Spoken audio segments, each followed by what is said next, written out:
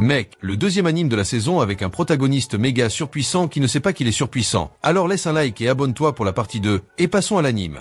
Et au début de tout cela, un garçon Kurt évoque la situation d'un village régulièrement attaqué par un Fenrir, un monstre de niveau est capable de détruire une ville entière à lui seul. C'est précisément parce qu'il subit des attaques constantes que ce village a décidé d'engager l'équipe de Kurt, les crocs du dragon flamboyant, pour vaincre le monstre. Dès que le Fenrir apparaît, Bandana le poursuit, l'attache avec ses fils et le projette contre le mur. Mais Bandana est rapidement soigné par la guérisseuse de l'équipe, une prêtresse nommée Marlefis, puis reprend le combat, maîtrisant complètement le Fenrir. Voyant la créature immobile, Golnova, la guerrière flamboyante, passe à l'attaque et achève Fenrir d'un coup d'épée. Après avoir vaincu Fenrir, le groupe des crocs du dragon flamboyant commença à être considéré comme un groupe de héros par le village. Cependant, Kurt a l'impression que, dans son cas, les gens ne se souviennent généralement pas de lui, car Kurt est un enfant simple, sans pouvoir, qui fait partie d'un groupe de héros remarquables. Après une pause dans un restaurant du village, Golnova se plaint de la nourriture locale et demande à Kurt de lui préparer un bon repas. En entendant cela, Bandana rappelle à tout le monde que ce sera la dernière fois qu'ils auront l'occasion de manger un plat préparé par le garçon. Kurt ne comprend pas exactement ce qu'elle veut dire. Golnova le traite de lent et l'informe qu'il est renvoyé du groupe. Kurt lui demande alors s'il a fait quelque chose de mal. Golnova répond qu'en réalité, le garçon n'a pas fait grand-chose, étant totalement inutile lors du précédent combat contre Fenrir. De plus, Golnova ajoute qu'il n'est bon qu'à faire des bêtises. Après tout, il est même incapable de tuer un Slim. Quant à Marlefis, elle explique qu'un groupe ne peut être formé que de 4 personnes maximum. Il faudra donc remplacer Kurt par un sorcier de haut niveau, car c'est seulement ainsi que le groupe pourra continuer à devenir de plus en plus fort. Après avoir été expulsé du groupe, Kurt a commencé à voyager sans but précis. Lorsqu'il se retrouve dans l'obligation de gagner sa vie, Kurt se rend dans une agence de placement de Halo, puis passe un bref entretien avec la réceptionniste. Mais dès qu'elle l'interroge sur son expérience professionnelle, Kurt sourit maladroitement et explique qu'il n'a effectué que quelques tâches simples pour le groupe d'aventure Flamin Dragonfang, le même groupe qui deviendra plus tard SS Rang. Bien qu'il ait été renvoyé du groupe, la réceptionniste le rassure en lui disant que cela compte déjà comme une expérience professionnelle et que, de plus, le groupe est apprécié, ce qui élargira les perspectives d'emploi de Kurt, simplement pour en avoir fait partie. Dès la fin de l'entretien, l'employé l'appelle pour passer le test d'aptitude. Comme chacun sait, les aptitudes sont des talents accordés par Dieu et ne peuvent donc être acquises autrement. Kurt est surpris par la possibilité de découvrir un talent caché en lui. Mais auparavant, l'employé l'informe que les aptitudes ont également des rangs, allant du rang G, sans talent, au rang SSS, le plus haut rang accessible. Après avoir réussi les tests d'aptitude, Kurt obtient le rang G à tous les niveaux, le considérant comme une personne sans talent pour le combat. La jeune fille l'informe donc que cette importante limitation rendra difficile sa recherche d'emploi.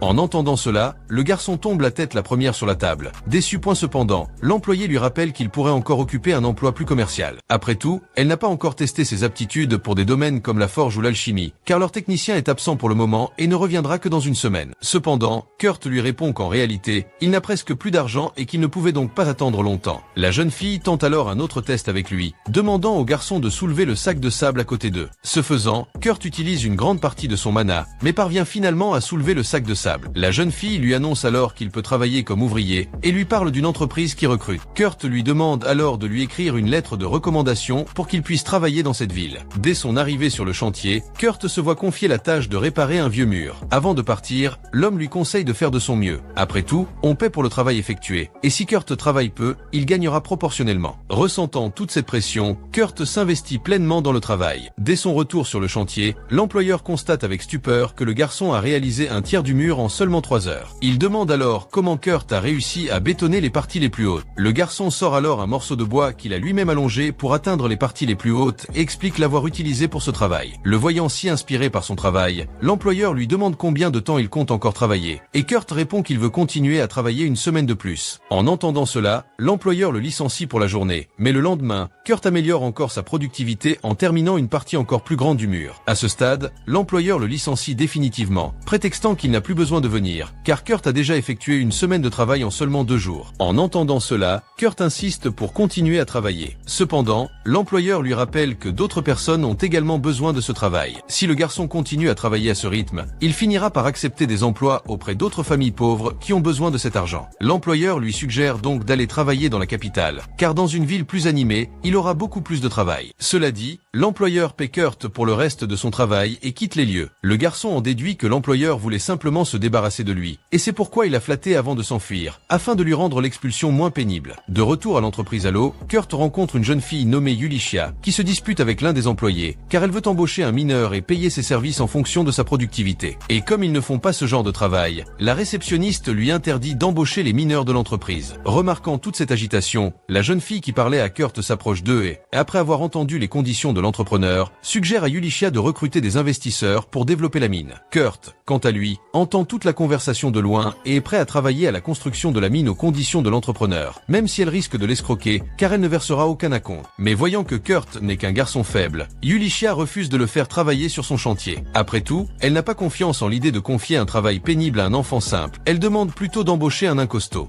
Ensuite, l'employé de l'entreprise lui dit d'aller de l'avant, 10 pièces d'argent pour avoir engagé le puissant nain. Cependant, Yulichia, apprenant cela, déclare ne pas avoir cet argent pour le moment. Elle accepte donc l'offre de Kurt et l'engage pour construire la mine. Après que Kurt ait quitté les lieux avec l'entrepreneur, un employé tombe en heurtant les sacs de sable qui le bloquaient. L'autre employé lui explique alors que ces sacs servent à mesurer le mana des individus et que plus un individu en possède, plus le sac devient lourd. Cependant, ces objets ne réagissent généralement pas lorsqu'une personne normale entre en contact avec eux, car il faut un niveau de mana équivalent à celui d'un sorcier de la cour royale pour les activer, ce qui explique précisément leur difficulté de manipulation. Cela dit, l'employé demande à sa collègue de sortir les sacs. Dès qu'elle tente de les soulever, la jeune fille trouve étrange que le sac soit plus léger lorsqu'elle le porte. Après tout, Kurt avait eu plus de mal à les soulever quand il faisait de même. Pendant ce temps, Kurt et Yulichia se dirigent vers une petite tente. Le garçon trouve étrange qu'il n'y en ait qu'une et le commente à voix haute. Yulichia, quant à elle, répond à ce qu'il attendait déjà. Elle compte dormir dans la même tente que lui. Mais Kurt, en entendant cela, lui répond qu'il ne peut pas dormir avec une jolie fille. Yulichia rougit de gêne, et Kurt, lui, rend la situation encore plus embarrassante en affirmant qu'il a beaucoup voyagé et vu beaucoup de gens, mais qu'elle reste la plus belle fille qu'il ait jamais vue. Voyant qu'il n'arrête jamais de lui faire des compliments exagérés, Yulichia l'attrape par le col et lui dit d'arrêter. Elle lui explique également qu'elle est aventurière depuis l'âge de 10 ans et qu'elle n'est donc pas aussi belle. Le soir même, ils se rendent à la tente pour dormir. Yulichia surveille Kurt pour voir s'il serait du genre à l'attaquer, mais lorsqu'elle lui confirme qu'il ne fera rien, elle ferme les yeux et s'endort plus paisiblement. Le lendemain matin, à son réveil, Yulichia voit Kurt dormir dehors, ses vêtements rangés. Comprenant que c'est lui qui est responsable, elle le remercie de sa gentillesse. Elle décide alors de commencer à exploiter une mine dans les environs, mais apprenant qu'elle compte creuser au hasard, Kurt l'interrompt et se met à la recherche d'endroits plus propices à la découverte de minéraux. Ce faisant, il trouve une roche et, en la cassant, Kurt découvre un minerai cristallin. Yulichia est stupéfaite. Avec ce seul minerai, ils ont déjà atteint un tiers de leur objectif. Après avoir brisé les autres roches alentour, Kurt extrait une quantité importante de cristaux. Yulichia suggère alors de les vendre. Cependant, Kurt lui informe que les petits cristaux ne peuvent être vendus et décide de les transformer en cristaux magiques. Et après avoir dit au revoir, Kurt reste dans la forêt et Yulichia se rend dans une guilde pour vendre les cristaux magiques.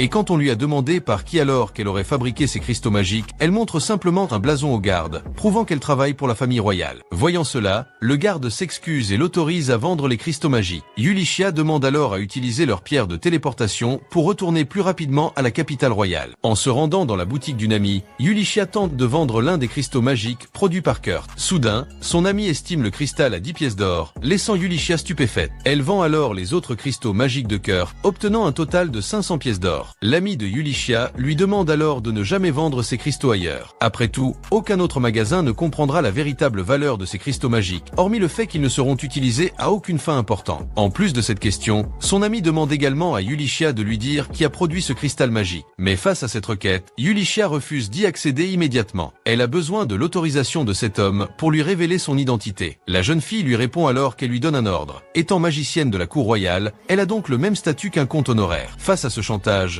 Yulichia affirme qu'elle ne sert plus la famille royale et n'est donc plus tenue d'obéir aux règles de qui que ce soit. Sur ce, la jeune fille descend de l'Olympe et en tant qu'amie de Yulichia, lui propose de diriger un laboratoire royal de recherche sur les technologies magiques où il agira en tant que baron honoraire. Face à cette proposition bien plus convaincante, Yulichia accepte et se rend ensuite à l'entreprise Halo pour en apprendre davantage sur Kurt. Après avoir eu accès aux informations confidentielles du garçon, Yulichia décide de quitter les lieux. Avant cela, elle donne 499 pièces d'or à l'employé local et lui demande de remettre tout cet argent à Kurt dès qu'elle le verra. De plus, elle donne un ordre direct de la famille royale à l'employé de l'entreprise, lui interdisant de divulguer des informations sur Kurt qui ne lui sont pas destinées. Pour couronner le tout, à son retour dans la forêt, le garçon a simplement construit une maison en bois pendant son absence. Et pendant le combat, Golnova désespère et envoie Marlefils soigne rapidement ses blessures, mais elle informe que ses forces s'épuisent déjà. Golnova se tourne alors vers le nouveau venu et lui demande d'essayer d'attaquer avec la magie du feu, mais le garçon affirme savoir comment faire et lui ordonne de faire demi-tour. Pendant ce temps, Bandana, debout de loin, observe le combat et constate que le groupe est déjà en ruine. De retour auprès de Kurt, il apprend qu'il dirigera un laboratoire royal de recherche sur les technologies magiques. Il lui demande alors pourquoi une telle mission lui est tombée dessus. Yurishia l'informe alors que la personne chargée d'analyser ces cristaux magiques est magicienne à la cour royale pour le plaisir, et que, occupant ce poste important, elle a décidé de le faire pour lui. Mais, après avoir entendu une information aussi surprenante, Kurt demande si cette jeune fille ne ment pas. Yurishia lui assure qu'elle est bien aussi importante qu'elle le prétend. Malgré cela, Kurt refuse l'offre, car il ne s'imagine pas occuper un poste qui le place au-dessus des autres. Après tout, il regrette toujours ses piètres performances au sein du groupe des Crocs du Dragon Ardent. De plus, Kurt lui rappelle que son travail actuel est là-bas. Cela dit, il lui demande si l'argent qu'elle a gagné grâce aux cristaux lui a permis de payer ses impôts. Yurishia répond que oui. Cependant, elle n'a pris qu'une petite partie de l'or reçu pour les cristaux magiques. Après tout, c'est lui qui les a créés. Yurishia l'informe donc qu'elle a déposé le reste de l'or sur son compte. Kurt répond alors qu'elle n'avait pas besoin de se donner la peine de faire tout cela pour lui. Cependant, elle s'oppose à ses dires et lui fait comprendre qu'elle n'accepterait jamais de prendre une telle quantité d'or pour un travail aussi trivial. L'entendant parler comme si elle avait affaire à une grosse somme d'argent, Kurt est perplexe, et Yurishia décide de changer de sujet et lui demande s'il souhaite continuer à miner. À ce moment-là, Kurt s'enthousiasme à nouveau et lui annonce qu'il a trouvé un endroit dans la forêt qui semble receler de bons minéraux. Voyant qu'il est prêt à continuer le travail sans même avoir dormi, Yurishia l'interroge, mais Kurt affirme qu'il a déjà dormi 6 heures, ce qui lui suffit amplement pour continuer la journée. Dès qu'elle entend cela, Yurishia s'inquiète encore plus, car le garçon a à peine dormi. Quant à lui, Kurt se souvient qu'il ne dormait que 4 heures lorsqu'il était dans le groupe des Crocs du Dragon Flamboyant. Il se sent alors coupable et promet de rattraper son sommeil supplémentaire. Enfin, lorsqu'ils arrivent à l'endroit indiqué par Kurt, il décide de la laisser creuser seule. Kurt retourne à l'endroit où ils ont trouvé les diamants l'autre jour et laisse cette zone fertile à Yurishia pour qu'elle l'explore seule. À la tombée de la nuit, après avoir creusé un trou géant dans la zone, Yurishia trouve un morceau de topaze géant et en déduit qu'elle pourrait en tirer environ 3 pièces d'or si elle demandait à Kurt de le transformer gratuitement en cristaux magiques. Mais peu après cette pensée quelque peu opportuniste, Yurishia réalise qu'elle exploiterait trop le garçon en lui demandant autant. Et lorsqu'elle se rend auprès de Kurt pour voir le résultat de son extraction, sa peur est encore plus grande lorsqu'elle découvre qu'il contient une boîte géante de mithril. Et, remarquant son air étonné, Kurt explique que ce minerai est très facile à trouver dans son ancien village, et que c'est pourquoi le village les jetait toujours dès qu'ils en trouvaient, car ils n'ont pas beaucoup de valeur là-bas. Et quant à Yurishia, elle dit que le mithril est en fait un minerai beaucoup plus précieux que l'or ou le platine lui-même.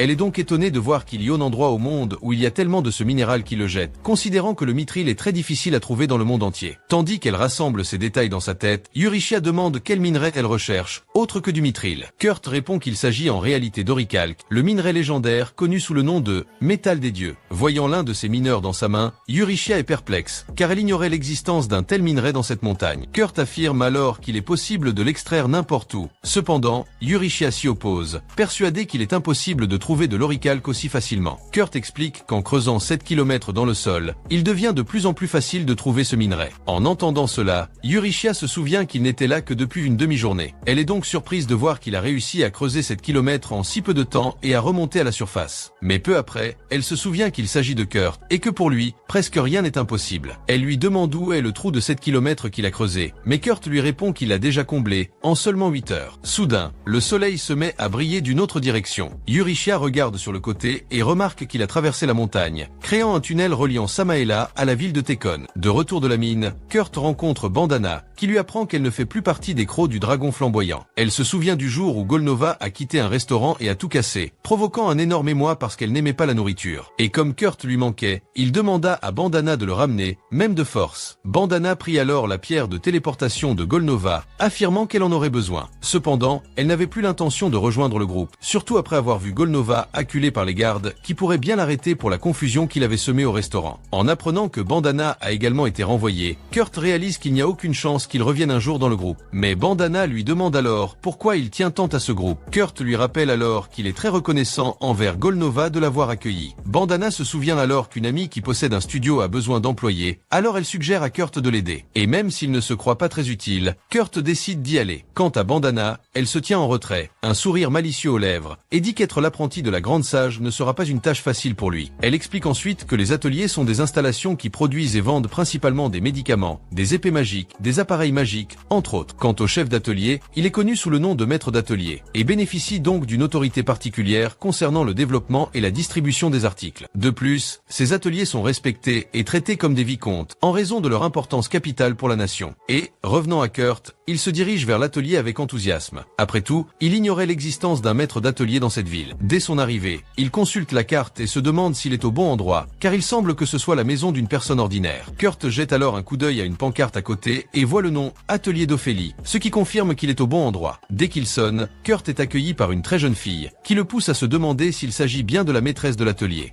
Et quant à elle, la fille en déduit qu'il vient de bien que Kurt ne connaisse pas les elfes. Il se demande si la maîtresse de l'atelier est bien elle. La jeune fille se présente alors sous le nom de Michelle Lalakota et explique plus précisément son rôle, précisant qu'elle n'est en réalité que l'assistante de la maîtresse de l'atelier. Kurt l'informe alors qu'il est là sur recommandation pour aider l'atelier. Michelle, ravie de découvrir qu'ils auront enfin de l'aide pour les tâches ménagères, l'entraîne dans la maison. Dès qu'il sent l'odeur, Kurt lui couvre immédiatement le nez. Michelle s'excuse alors et lui dit qu'il va falloir commencer par nettoyer le bureau. Voyant cela, Kurt comprend immédiatement que l'aide dont ils ont besoin concerne les tâches ménagères et non le studio, car après tout, l'endroit est vraiment en mauvais état. Quant à Michelle, elle s'excuse d'avoir laissé la maison dans cet état et dit qu'elle n'est pas très douée pour le ménage. Après s'être retrouvée seule avec ce désordre, Kurt se met au ménage et termine sa journée de travail en seulement 30 minutes. Après cela, il se demande quelle nouvelle tâche il devrait accomplir. Il se rend donc dans une chambre qu'il pense être celle de Michelle. Lorsqu'une voix l'autorise à entrer, Kurt ouvre la porte et se retrouve face à une autre fille qui se changeait à ce moment-là. Elle lui demande alors qui il est, et Kurt se présente et dit qu'il a commencé à travailler là-bas. La jeune fille lui dit alors que l'atelier Ophélia est allé au sous-sol. Kurt commence alors à regarder le symbole sur le ventre de la jeune fille, et comprend vite qu'il s'agit d'une malédiction. Il demande alors à la toucher, et lorsqu'il le fait, Kurt réalise que la jeune fille ne ressent aucune douleur lorsqu'on la touche directement sur le symbole sur son ventre. Il en déduit qu'elle s'est déjà habituée à la douleur d'essayer de le ressentir. Soudain, au beau milieu de l'interaction, son estomac gargouille, et Kurt décide de lui apporter quelque chose à manger. Pendant ce temps, Eurychia apporte le mithril à Mimiko pour qu'il l'évalue et découvre que tout ce minerai équivaut à 50 000 pièces d'or. En entendant cela, Eurychia commence à s'inquiéter pour la sécurité de Kurt, car s'il découvre sa capacité à localiser des minerais précieux, il pourrait subir un grave préjudice. Mimiko l'informe alors qu'au mieux, il sera kidnappé, mais qu'il pourrait même être tué. Cela dit, Mimiko se demande comment un garçon de son calibre a pu rester caché aussi longtemps. Eurychia lui répond alors avoir appris son renvoi du groupe des Crocs du Dragon Ardent. En entendant cela, Mimiko se souvient que le chef de ce groupe est désormais recherché. Poursuivant la conversation, Mimiko lui demande ce qu'elle compte faire de Kurt. Eurychia répond alors qu'elle souhaite le nommer maître d'atelier. Après tout, limiter ses actions sera plus sûr que de le laisser se faire remarquer autant. Cependant, Eurychia ne sait toujours pas comment le convaincre de suivre cette voie. De retour auprès de Kurt, il rencontre enfin Ophélie qui, découvrant sa rencontre avec la fille maudite, lui demande de ne parler d'elle à personne. Lorsqu'il se rend dans la chambre de Lise, Ophélie lui sert le repas de Kurt, mais dès que la fille prend la première cuillerée, elle tombe par terre. Ophélie en déduit que la nourriture a été empoisonnée par Kurt et cherche immédiatement un antidote. Mais avant qu'elle ne puisse quitter les lieux, Lise l'interrompt, se levant aussitôt et lui annonçant qu'elle est enfin guérie. Ophélie examine alors le ventre de la fille et constate que le symbole de la malédiction a disparu. Pendant ce temps, un homme mystérieux se rend chez son supérieur pour se lamenter que la malédiction a été levée. L'homme devant le serviteur se plaint alors que Lise doit être tuée de toute urgence. De retour auprès d'Ophélie, elle accompagne Lise chez Eurychia et Mimiko. À la vue de la jeune fille, ils reconnaissent Lise comme la troisième princesse et ne comprennent pas la présence d'un personnage important. Lise annonce alors son intention de découvrir l'identité du coupable et affirme n'avoir été sauvée que grâce à un garçon nommé Kurt. En entendant cela, Eurychia et Mimiko sont immédiatement stupéfaits par l'exploit du garçon, qui ignore totalement ce qu'il fait.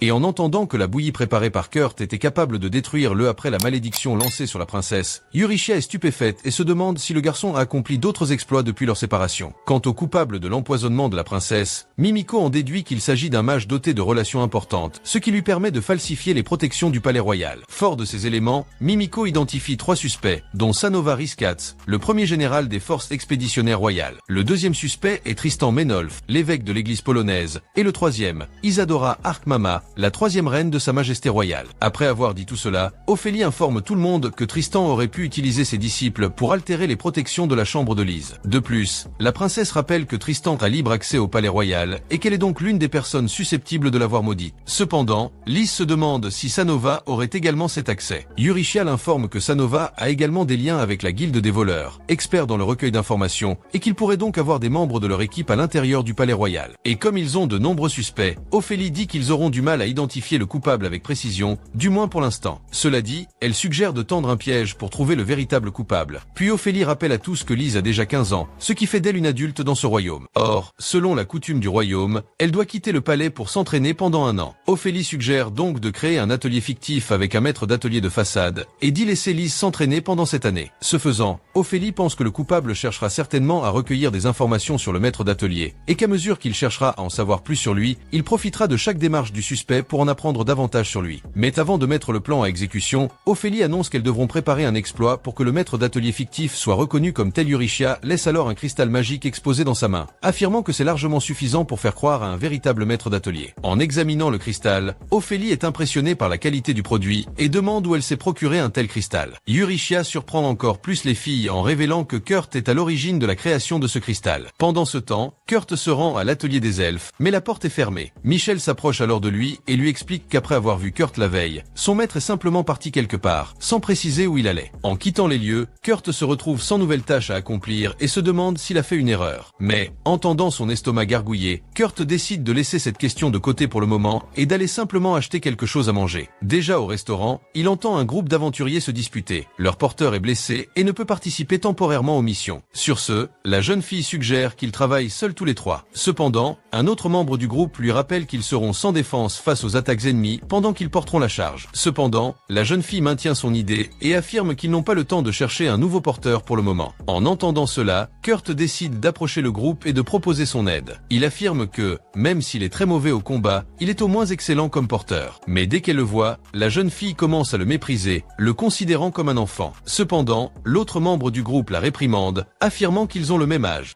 À ce moment-là, le frère de la fille s'excuse auprès de Kurt pour son impolitesse. Il lui répond que le métier de porteur n'est pas simple du tout, et que, dans leur cas, la situation est encore pire. Ils devront transporter des golems de fer de plus de 200 kg, ce qui nécessite des compétences spécialisées. Cela dit, il le congédie et suggère à Kurt de travailler avec un autre groupe d'aventuriers. Cependant, apprenant que la charge ne pèse que 200 kg, Kurt affirme pouvoir la porter facilement. Pour prouver sa véracité, Kurt soulève les deux hommes du groupe qui, outre leur poids naturel, portent également une armure très lourde, pesant ainsi plus de 200 kg. Voyant que le garçon est un excellent porteur, le groupe décide de partir en mission aux côtés de Kurt. En chemin, Sakura, l'un des membres du groupe, se présente comme Kan, un guerrier costaud. Bien qu'il porte une épée, Kan affirme que c'est surtout pour décorer, car après tout, sa spécialité est de vaincre ses adversaires. Quant à l'autre membre du groupe, il se présente comme Dando, un samouraï et chef du groupe. Enfin, la jeune fille se présente comme Sina, une ranger. Alors qu'ils avançaient un peu, Kurt finit par avoir besoin de l'aide de Sina pour se débarrasser d'un slim. Et contrairement à ce qu'il pensait, Kurt reçoit le soutien du groupe au lieu de leur colère. Il voit ainsi la différence entre ce groupe et son ancien groupe, où la moindre erreur était source de bagarre et d'humiliation. Kurt se met alors à pleurer d'émotion, faisant croire à Sina qu'il a été blessé lors du combat contre le slim. En continuant leur chemin à travers une grotte, Kurt et les autres croisent un gobelin, mais Danzo achève l'ennemi d'une seule attaque. Cependant, peu après, ils entendent les cris désespérés des autres gobelins, qui semblent résonner de toutes parts, suggérant que la horde est plus nombreuse qu'ils ne l'imaginaient. Kan remarque alors que l'entrée semble également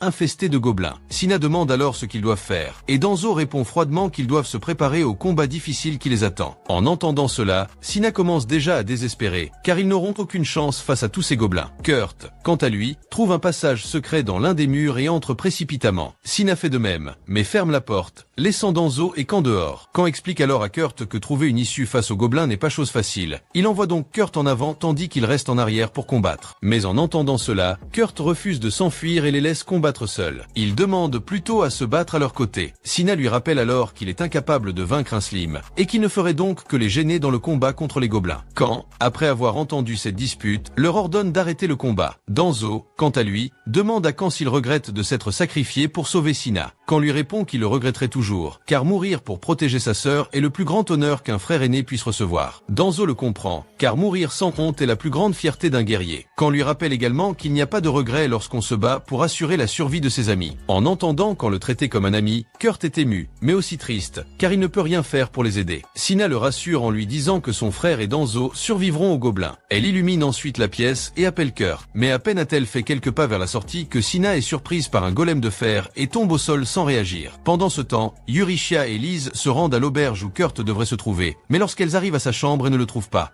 ils ne comprennent rien, jusqu'à ce que soudain, Bandana, dehors, disent que Kurt était dans les grottes à l'Enoredela, avec un groupe d'aventuriers nommé Sakura. En entendant cette voix, Yurishia et Liz sortent pour voir qui pourrait être derrière tout ça, mais elles ne trouvent personne d'autre. Yurishia analyse les informations fournies et en déduit qu'il pourrait s'agir d'un piège visant à les attirer dans les grottes potentiellement infestées de gobelins. Mais quelle que soit la véracité de l'information, Yurishia décide d'aller vérifier si Kurt s'y trouve. En entendant cela, Liz demande à l'accompagner. Cependant, Yurishia refuse d'abord de l'emmener dans un endroit aussi dangereux, mais Liz lui rappelle qu'elle la protège et qu'ils ne peuvent donc pas être séparés. De plus, Liz lui assure qu'elle a déjà appris suffisamment de magie pour se défendre. En entendant cela, Yurishia décide de l'emmener, mais demande à Liz de promettre de ne jamais la quitter. Une fois sur place, il trouve Danzo et Kan face à une horde de gobelins et les affronte. Pendant ce temps, Sina, toujours sous le choc du golem de fer, s'excuse auprès de Kurt de l'avoir entraîné dans cette mission dangereuse avec son équipe. De plus, Sina se sent coupable que Kan et Danzo aient risqué leur vie pour gagner du temps, car au final,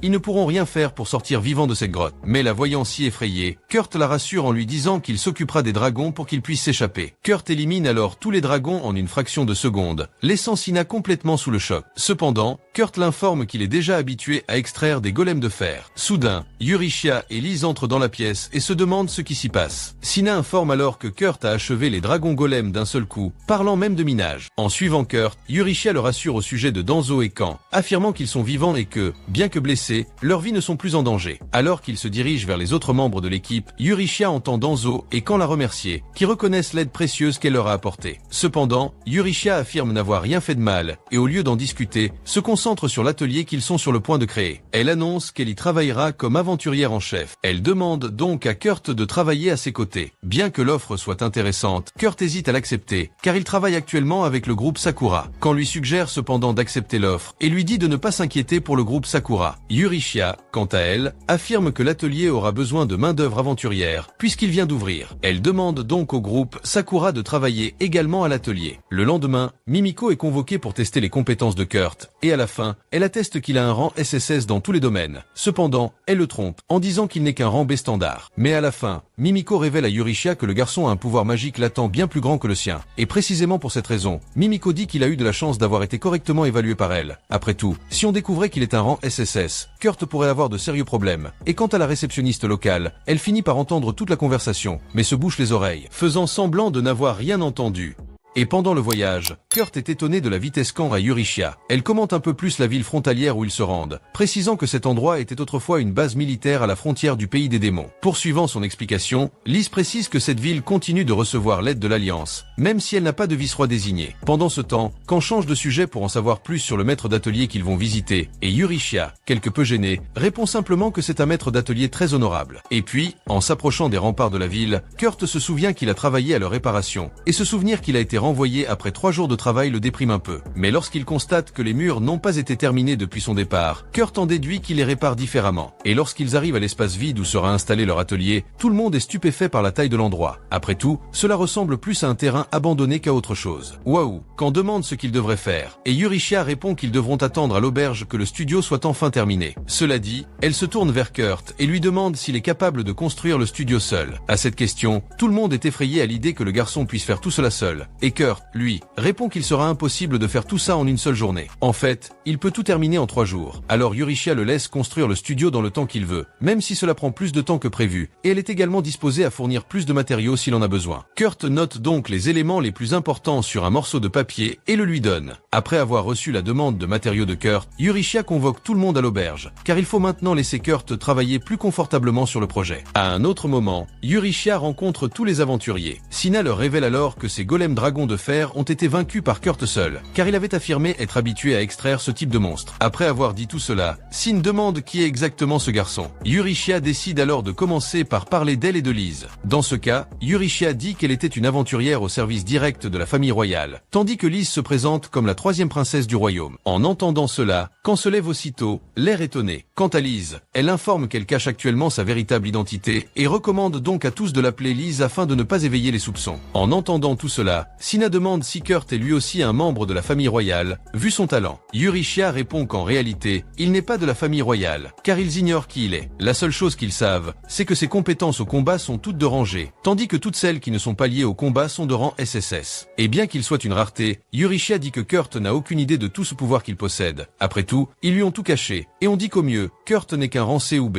Ayant dit tout cela, Eurychia révèle que le nouveau maître d'atelier est Kurt lui-même, mais cela restera également un secret pour lui. Et en entendant cela, Sina demande pourquoi il le trompe. Après tout, il pourrait simplement dire la vérité à Kurt. Cependant, Eurychia dit que même si SL apprenait la vérité, Kurt n'en croirait probablement pas un mot. De plus, il n'aurait aucun moyen de savoir quels individus mal intentionnés pourraient tenter d'exploiter les pouvoirs de Kurt si cela était révélé. En entendant cela, Sina devient encore plus irritée, car elle en déduit que Eurychia essaie de protéger Kurt pour pouvoir l'exploiter. À ce moment-là, Quand intervient au milieu de la discussion pour tenter de contrôler sa sœur. Cependant, Sina affirme qu'elle n'a pas besoin d'entendre ce qu'ils ont à dire de plus. Après tout, Sina comprend déjà tout ce qui se passe. Quand serre alors la jeune fille dans ses bras, dans l'espoir de la calmer un peu plus. Puis, Liz poursuit ce que Eurychia disait et affirme que Kurt a réussi à briser la malédiction qui pesait sur elle en préparant simplement du porridge maison. Eurychia informe alors tout le monde qu'une personne poursuit Liz et qu'à cause de cela, ils ont dû se réfugier dans cette ville frontalière pour construire le nouveau studio, afin que le suspect se révèle tôt ou tard. Quant à Kurt, Eurychia affirme que sa pureté la pousse à vouloir le protéger face au chaos qui les entoure. Cela dit, Liz demande à tout le monde de garder le secret de Kurt afin de pouvoir le protéger ensemble. Danzo accepte alors immédiatement de suivre les ordres de la princesse. Après tout, les aventuriers ont le devoir de suivre les ordres de la royauté. De plus, Danzo affirme être prêt à soutenir Kurt, même s'il doit le tromper pour y parvenir. Après tout, ils sont déjà amis. Quand en fait autant, car il n'a besoin d'aucune raison particulière pour soutenir ses amis et compagnons. Quant à Sina, elle montre qu'elle n'est pas prête à mettre ce plan à exécution. Après tout, ils ne connaissent Kurt que depuis quelques jours, et elle ne pense donc pas qu'il devrait lui jurer une telle loyauté dès maintenant. En entendant cela, Eurychia dit la comprendre, car après tout, elle ne connaît Kurt que depuis 6 jours. Sina change alors d'avis et demande un peu de temps pour réfléchir, remarquant les agissements quelque peu suspects de sa sœur, quand va voir Eurychia et la rassure, lui disant que Sina s'habituera bientôt à la situation et les soutiendra. Pendant ce temps, Sina marche dans les rues, souffrant de tout ce qu'elle vient d'entendre, et convaincue que Kurt devrait également être au courant de tout ce qui se passe. Elle va ensuite parler au garçon, et est surprise de constater que Kurt a déjà construit une bonne partie de l'atelier. Dès qu'il la voit, Kurt va voir la fille et lui dit qu'il n'a pas encore terminé l'atelier. De son côté, Sina est surprise qu'il ait creusé tout cela en si peu de temps. Kurt explique alors qu'il a un rang B en exploitation minière, alors qu'il est en réalité un rang SSS. Mais il pense que ce rang suffit à le rendre si agile. En entendant cela, Sina meurt intérieurement et se dit à voix haute qu'un joueur de rang B ne serait jamais aussi performant en exploitation minière. Et même si Kurt l'impressionne, il pense que ce n'est pas aussi surprenant qu'on le pense, car il pense qu'il devrait être encore plus rapide. Et voilà, Sina décide d'aborder un sujet plus franc avec lui et lui demande s'il n'est pas contrarié de se voir imposer tout ce travail. Kurt, de son côté, affirme qu'il ne se sent pas sous pression, car il veut se rattraper de son incapacité à jouer dans son ancien groupe. Pendant ce temps, Danzo rencontre Bandana, qui l'informe qu'un groupe appelé Milphas tente de détruire le groupe Sakura à la demande d'un autre groupe anonyme,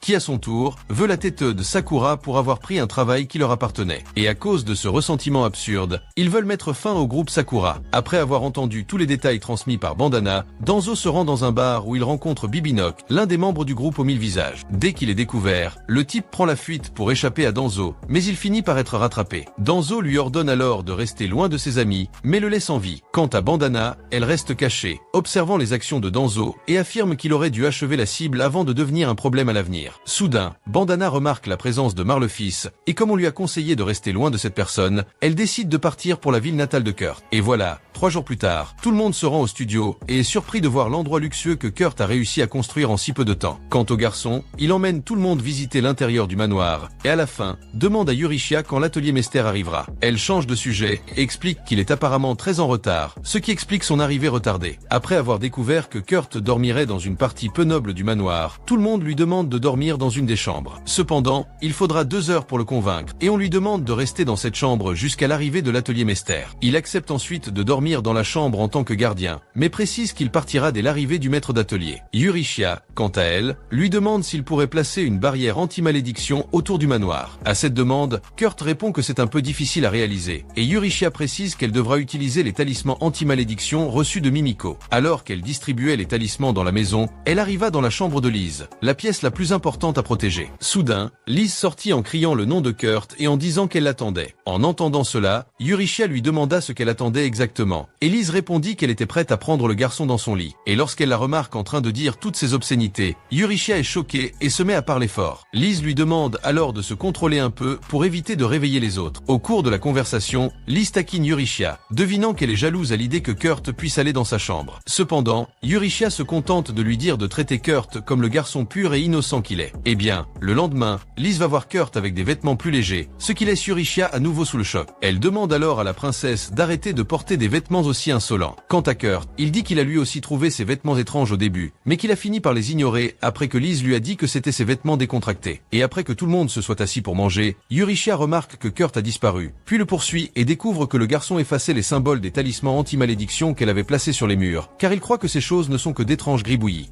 Et quand il appelle Marle-Fils pour parler, le Nispo Tristan décide de l'excommunier, prétextant que le groupe auquel elle appartenait, les Crocs du Graal Ardent, en plus de se montrer violent envers les gens, est dirigé par un homme recherché. Mais en apprenant cela, Marle-Fils décide de détourner l'attention, affirmant qu'elle n'a jamais participé à de telles pratiques de la part de son groupe. Et bien qu'elle ait bel et bien attaqué un restaurant de la capitale royale avec sa magie de foudre, Marle-Fils justifie ses propos en affirmant que la nourriture servie était pire que de la pâtée de porc. En entendant toutes ces excuses, Tristan lui ordonne de se taire, affirmant que la mauvaise réputation qu'elle s'est forgée ternira aussi celle de l'église de Polan. Mais malgré ses reproches, Tristan reconnaît ses grands dons magiques. Il lui propose donc de rendre un service à l'église. En échange, elle sera pardonnée de ses péchés les plus insignifiants et obtiendra le titre de prêtresse. Cela dit, l'évêque lui offre un verre de vin, faisant croire à Marle-Fils que tout ira bien. Elle lui demande alors quelle mission elle devra accomplir. Tristan change alors d'expression et demande à Marle-Fils de l'aider à assassiner la troisième princesse, Lise. Juste après avoir bu le verre, Marle-Fils apprend par Tristan que le vin qu'elle vient de boire est en réalité empoisonné par une malédiction qui empêche son corps de consommer autre chose que de l'eau. Tristan lui fait donc comprendre qu'elle mourra d'ici un mois si la malédiction persiste, et que pour la lever, elle devra accomplir la mission qui lui a été confiée. Pendant ce temps, Eurychia analyse Lise et constate qu'elle n'a subi aucun changement significatif depuis que Kurt lui a retiré la malédiction, ce qui suggère que l'ennemi n'a probablement pas encore réussi à attaquer Lise. Mais après y avoir réfléchi un peu,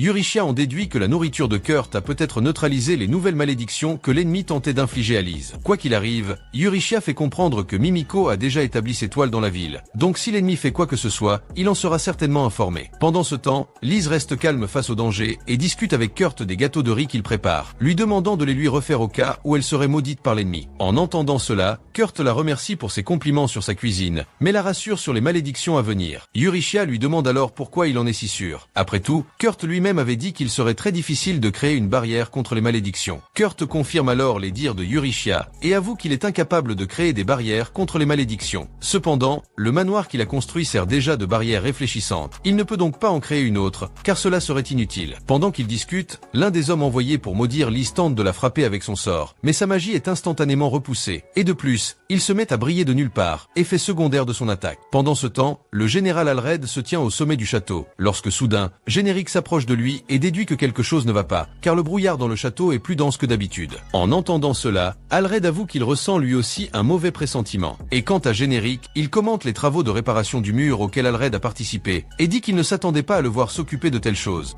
Cependant, Alred dit que compte tenu de l'importance de cela en entendant cela, Générique le rassure. Après tout, il n'a détecté aucune personne mal intentionnée dans la ville. De retour auprès de Eurychia et des autres filles, elles suivent le magicien qui a tenté de maudire Lise, guidé par la lumière reflétée par l'ennemi. Arrivé sur place, ils se retrouvent face à face avec l'ennemi déjà mort. Ils en déduisent que ses propres partenaires l'ont tué et ont pris la fuite, précisément pour ne pas être identifiés. Voyant que le sorcier continue de briller après sa mort, Eurychia est impressionnée, car elle n'imaginait pas que Kurt puisse créer un réflecteur de malédiction aussi puissant. De retour au château, Générique et Alred reçoivent la confirmation de leur mauvais pressentiment. Ils sont attaqués par une gigantesque horde de squelettes. Pendant ce temps, Mimimi et les autres filles se cachent aux alentours, et Eurychia en déduit que les squelettes sont juste après Lise, car ils se dirigent vers cette ville. Alred, quant à lui, décide de lancer l'attaque avec l'aide du premier peloton et demande à Générique de se charger de l'évacuation de tous les citoyens. Mais en entendant cela, Générique demande à combattre à leur côté, explique que les squelettes ne peuvent marcher qu'en ligne droite. Générique affirme donc qu'ils pourront vaincre les ennemis s'ils combattent tous ensemble. Cependant, Alred lui rappelle la possibilité d'un autre type d'ennemi ennemis et lui ordonne d'aller protéger le peuple. Soudain, les squelettes disparaissent tandis qu'ils tentent de franchir les murs par l'ouest. Voyant cela, Eurychia se souvient que le mur ouest a été entièrement construit par Kurt, et c'est ce qu'elle comprend. Quant au général Alred, il s'en souvient aussi et en déduit que Kurt est derrière tout cela. Quant à Marlephis, un démon la pousse à poursuivre son chemin en envoyant de nouvelles vagues d'ennemis, la première ayant échoué. Le démon suggère alors d'utiliser son pouvoir magique pour invoquer simultanément les deuxième et troisième vagues. En entendant cela, Marlephis se demande comment ils vont réussir à faire une telle chose. Le démon lui répond qu'en réalité, l'évêque Tristan a conclu un pacte avec un démon supérieur et l'a mis à son service. Mais lorsqu'il constate qu'elle n'a pas autant d'énergie magique, le démon est légèrement déçu, mais affirme qu'elle peut toujours utiliser son âme comme carburant, ce qui suffira à compenser la différence. En entendant cela, Marlephis comprend enfin ce qui se passe. Elle a été trompée par l'église, et pendant tout ce temps, Tristan prévoyait déjà de l'utiliser comme sacrifice pour tuer la princesse Lise. Pendant ce temps, Eurychia informe Kurt de la situation dans la ville, encerclée par les monstres. Pire encore, ils ne peuvent appeler à l'aide, les monstres volants empêchant l'arrivée des renforts. Lise s'inquiète alors pour le groupe Sakura, qui n'est pas encore revenu de la chasse aux trolls. Eurychia, quant à elle, se souvient que les monstres arrivent directement des ruines de Lapita, à l'ouest. Les chevaliers ont donc déjà commencé à élaborer une stratégie pour stopper l'attaque ennemie. Cependant, ils doivent agir avec la plus grande prudence, compte tenu du nombre de monstres. En entendant parler des monstres, Lise dit avoir entendu parler de l'attaque des squelettes survenue la nuit dernière. Eurychia confirme la rumeur, mais affirme que les squelettes ont disparu dès qu'ils ont touché le mur,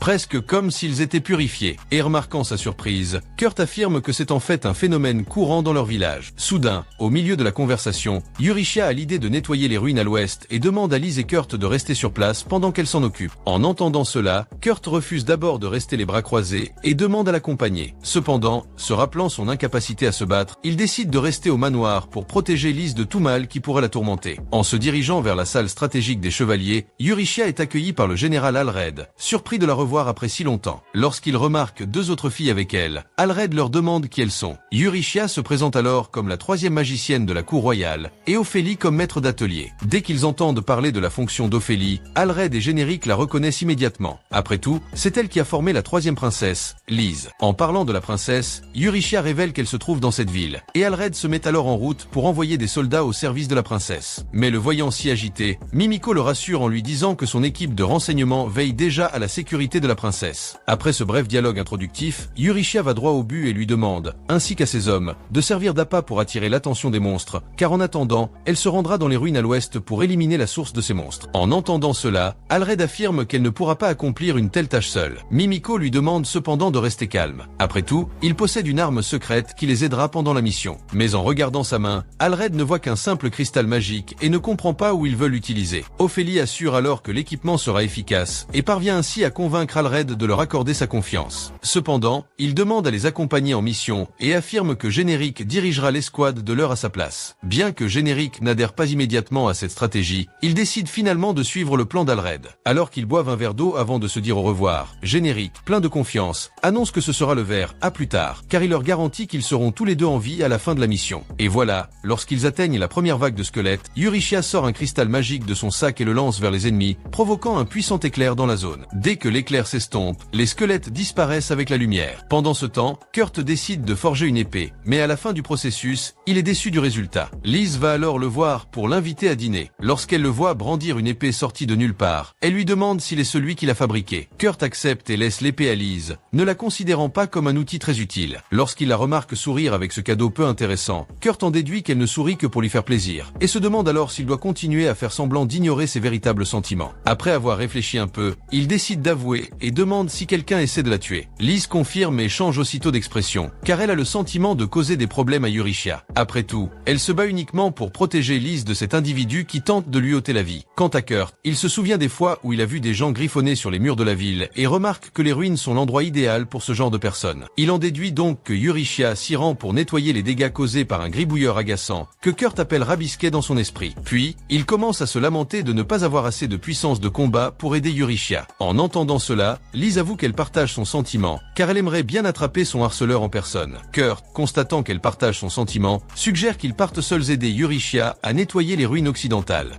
Et tandis qu'il regarde l'épée qu'il a reçue de Kurt, Liz se souvient qu'elle activera un sort dès qu'elle sera sortie de son fourreau, et elle est donc curieuse de savoir quel genre de sort cette épée est capable de lancer. Mais dès qu'elle la sort de son fourreau, Liz remarque que l'épée n'a rien fait et s'en énerve. Quant à Kurt, il crie depuis une autre pièce, annonçant qu'ils vont bientôt partir. Pendant ce temps, Euryshia et les autres continuent d'affronter les monstres dans la forêt. Malgré ces difficultés, Euryshia affirme que la plupart des ennemis ont déjà été vaincus par l'escouade de l'heure de Générique. Après tout, elle a déjà vu d'innombrables explosions dans la forêt, ce qui indique que Générique et ses hommes sont déjà à court de cristaux magiques. Elle décide donc de se concentrer sur la recherche de l'origine des monstres au plus vite, afin de pouvoir les stopper immédiatement. Mais au milieu du combat, Alred est touché par l'un des monstres. Euryshia s'approche de lui pour tenter de l'aider, mais elle se retrouve encerclée par les monstres, qui commencent à l'attaquer jusqu'à ce qu'il soit interrompu par Khan, qui se rend sur place pour la sauver. Soudain, Sina apparaît, affirmant avoir déjà trouvé l'origine des monstres. Juste à leur arrivée, ils tombent sur un donjon, jusqu'à ce qu'une horde de monstres en sorte et les menace. Sur ce, Khan et Danzo partent à la poursuite des ennemis ensemble, laissant Alred en sécurité pour poursuivre sa mission aux côtés de Euryshia. Pendant ce temps, Marlefis continue de se vider de son énergie, et sent qu'elle est sur le point de mourir si elle se laisse ainsi voler son énergie. Quant au démon qui lui fait face, il crée un cristal magique qui révèle tout ce qui se passe à l'extérieur du donjon. Dans ce film, Marlefis voit le groupe de Générique anéantir une horde de monstres après avoir détruit un cristal magique. Le démon, quant à lui, commence à comprendre qu'il a affaire à des gens qui savent vraiment ce qu'ils font, contrairement à ce qu'il imaginait initialement. Mais au lieu de s'inquiéter, le démon s'enthousiasme encore plus, persuadé que c'est l'occasion idéale de tuer l'ennui. Il propose alors lui-même d'accueillir Euryshia et les autres aventuriers. Pendant ce temps, Euryshia et Alred croisent une autre horde de monstres et en déduisent que cette pièce est la source de tous ces monstres. Euryshia jette alors des cristaux magiques au sol, les éliminant instantanément. Ce faisant, elle en déduit qu'elle a déjà éliminé la source des monstres avec cette seule attaque. Mais alors qu'ils poursuivent leur chemin, ils sont surpris par le Seigneur Démon, qui, dans ce cas précis, est à l'origine de tous ces monstres. Euryshia lance alors un cristal magique sur le Seigneur Démon, mais celui-ci parvient à s'échapper et affirme qu'il est capable de rester intact grâce à sa vie infinie. Voyant que le cristal n'a eu aucun effet, Alred tente de l'attaquer avec son épée, mais la blessure guérit rapidement. Le démon l'informe qu'il a observé leur combat jusqu'à présent et les félicite pour leur excellent combat. Mais en même temps, il montre la situation de Générique et des autres qui, contrairement à Euryshia et Alred, n'ont pas été aussi performants au combat. Ils sont désormais tous encerclés et prêts à tout pour protéger la ville et la princesse Liz. Voyant ses amis sous pression, Alred leur assure qu'ils ne se rendront jamais à leurs ennemis, quelles que soient les difficultés rencontrées. Après tout, ils font partie de l'ordre des chevaliers de la frontière. De cela, le Seigneur Démon déduit que seulement il aurait peut-être envoyé moins d'ennemis, car s'il avait envoyé encore plus de monstres, l'ordre aurait pu se rendre au démon. Cela dit, le démon envoie encore plus d'ennemis pour affronter Générique et les autres. Mais avant que les créatures ne puissent atteindre leurs alliés, Alred agit rapidement et décapite le Seigneur Démon. Mais peu après, le démon remet sa tête en place de ses propres mains et déclare qu'il massacrera tous les chevaliers un par un, pour finalement entraîner la princesse Liz hors de la ville, avec l'intention de la déchiqueter sous les yeux de Euryshia et Alred. En entendant toutes ces absurdités, Euryshia est visiblement mal à l'aise et effrayé. Cependant, Alred lui conseille de reprendre ses esprits, car ils doivent se concentrer sur le combat et mettre fin à cette menace au plus vite. Et bien que Euryshia comprenne ce qu'il dit, elle se demande comment vaincre cet être puissant. Après tout, en plus de décapiter le Seigneur Démon, ils lui ont même transpercé le cœur, mais sans succès. Tandis que Euryshia réfléchit à la marche à suivre, le Seigneur Démon rit de son expression désespérée et lui conseille d'abandonner tout espoir et de sombrer dans le désespoir le plus total. Pendant ce temps, Marlefis se sent encore plus faible qu'avant et comprend enfin que sa fin est proche, car, outre son incapacité à effacer le cercle magique, elle est déjà au bout de ses forces. À ce moment-là, elle entend la voix de Kurt et en déduit qu'elle est en train d'halluciner. Cependant, Kurt apparaît réellement et voyant Marlefis dans cet état, il est choqué par la scène. Quant à elle, Marlefis en déduit que Kurt et Liz ont déjà découvert son implication dans le plan d'assassinat de la princesse. Après tout, elle croit qu'il a amené Liz avec lui précisément pour persuader Marlefis d'arrêter avec cette idée. Quant à Liz, elle ne comprend pas ce qui se passe et demande qui est cette femme allongée. Kurt la présente comme une membre du groupe, ce à quoi il est très reconnaissant, même s'il l'en a expulsé. En entendant cela, Marlefis affirme qu'en réalité, elle a été expulsée de sa position de sainte et excommuniée de l'église de Polan. À ce stade, Kurt comprend tout ce qui se passe, ou du moins il croit comprendre. Après tout, il en déduit que c'est elle qui a dessiné ces cercles magiques dans sa maison pour évacuer sa frustration. Kurt lui dit alors qu'elle était la célèbre Gribouille depuis le début, la méchante qu'il a créée dans son esprit et qui griffonne partout sur son passage. Mais en entendant tout cela, Marlefis commence à s'interroger sur le sujet, et Kurt, quant à lui, demande où se trouve Eurychia. Marle-Fils répond alors qu'elle se bat au 2e étage, et Kurt décide de se dépêcher de la retrouver. Cependant, Liz affirme qu'elle s'en occupera seule et demande à Kurt de se concentrer sur le nettoyage du véhicule magique qui emprisonne le corps de Marle-Fils. Mais la voyant envisager d'y aller seule, Kurt lui dit qu'elle pourrait se blesser. Cependant, Liz lui montre l'épée qu'il lui a donnée et lui dit qu'elle ira bien tant qu'elle la possède. De plus, elle lui rappelle que le gribouilleur qui la poursuivait depuis tout ce temps est sous leurs yeux. Confiant en ses paroles, Kurt la laisse poursuivre Eurychia seule. Quant à Marle-Fils, elle s'inquiète de voir Liz traverser seule le donjon alors qu'elle est la cible principale du Seigneur Démon. Et de retour à Kurt, il attrape simplement une serpillière pour commencer à nettoyer le cercle magique.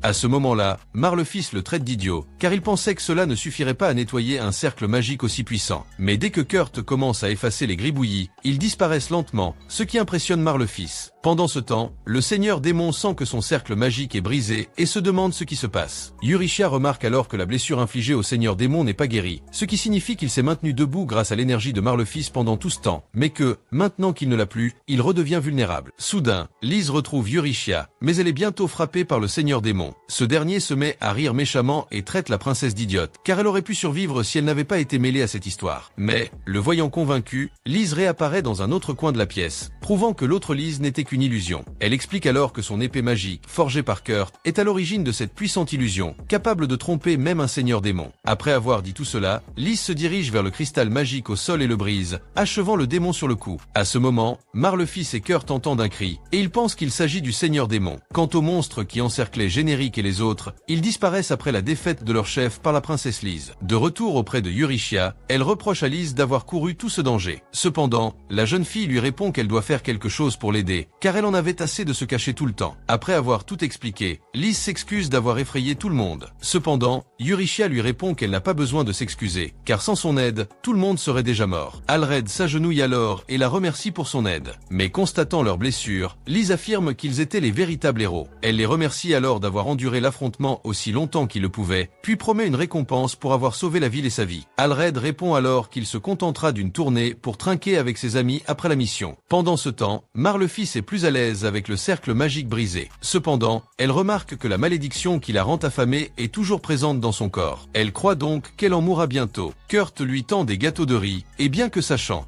qui va vomir la nourriture, Marle-Fils décide de manger, et reconnaissant que son dernier repas ait été préparé par Kurt. Cependant, dès qu'elle a mangé sa boîte à lunch, Marle-Fils trouve étrange de ne pas avoir envie de vomir, et soudain, la marque de malédiction qui était sur son ventre disparaît mystérieusement. Marle-Fils est alors choquée par ce qui s'est passé, et par les pouvoirs que possède Kurt. Elle comprend enfin que le groupe dont elle faisait partie était entièrement protégé par Kurt, sans qu'il ne s'en soit rendu compte, et quand elle vit qu'elle n'avait jamais vu toute sa gentillesse, Marle-Fils baissa la tête vers Kurt et s'excusa auprès de lui de ne l'avoir jamais remarqué auparavant. Soudain, au milieu de la conversation, Liz fit venir 2 gardes pour emmener Marle-Fils en prison, afin qu'elle paie pour ses crimes. Et voilà, après avoir quitté le cachot, les chevaliers se réunirent pour un banquet. Liz y retrouva Kurt et le présenta à Alred, le chef des chevaliers et le général de l'armée qui administre la ville. En entendant cela, Kurt le félicite. Cependant, Générique intervient au milieu de la conversation et affirme qu'Alred n'est pas très doué en administration. Cependant, Alred lui rappelle que le margrave Técon l'aide sur certaines choses qu'il ne comprend pas. Pendant ce temps, Técon rencontre une jeune fille démoniaque attachée sous un cercle magique.